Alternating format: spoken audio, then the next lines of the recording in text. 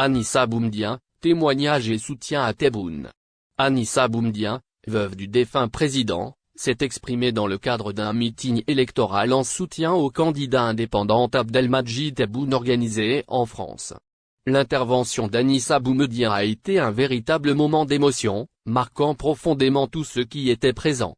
Un témoignage émouvant avec des mots empreints de sincérité et de passion. Anissa Boumediene a su captiver le public en les transportant à travers l'histoire de l'Algérie, une histoire que peu connaissent en profondeur.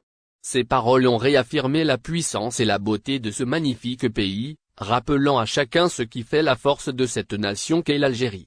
Habituellement discrète et éloignée de la scène politique, Anissa Boumediene a choisi de s'exprimer en ce moment crucial, offrant un témoignage émouvant. Avec force et détermination, elle a commencé par un bref aperçu sur l'histoire récente de l'Algérie pour expliquer que le rôle de président de la République n'est pas seulement un titre, mais un choix de vie. Tebboune a fait sortir les zones d'ombre de la misère. Anissa Boumediene a, ainsi, abordé les différentes catégories de présidents, précisant qu'il y a ceux qui se dévouent entièrement pour leur pays, toujours soucieux d'améliorer la situation et de veiller à ce que leur nation soit respectée. Et puis, il y en a d'autres qui voient la présidence comme une série de plaisirs où tout est permis et où tout peut être payé, a-t-elle ajouté avant de faire une rétrospective de ce qu'était l'Algérie en 1962. Le pays était alors analphabète à 91% et lourdement endetté par les accords d'Évian.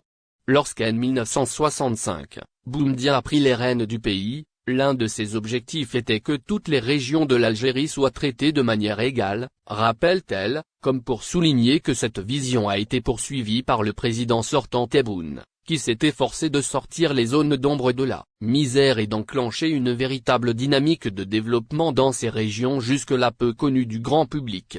Quand les Algériens sont motivés, ils peuvent faire des miracles s'adressant à la jeunesse. Elle a déclaré, quand les Algériens sont motivés, ils peuvent faire des miracles. S'adressant aux jeunes, elle dira, ne désespérez jamais, sachez foncer et résister. Cette déclaration a été placée dans le contexte des nationalisations des hydrocarbures. Malgré les menaces, l'Algérie a résisté, n'a jamais emporté au FMI, et au bout de 6 mois, a remporté la victoire, a-t-elle rappelé.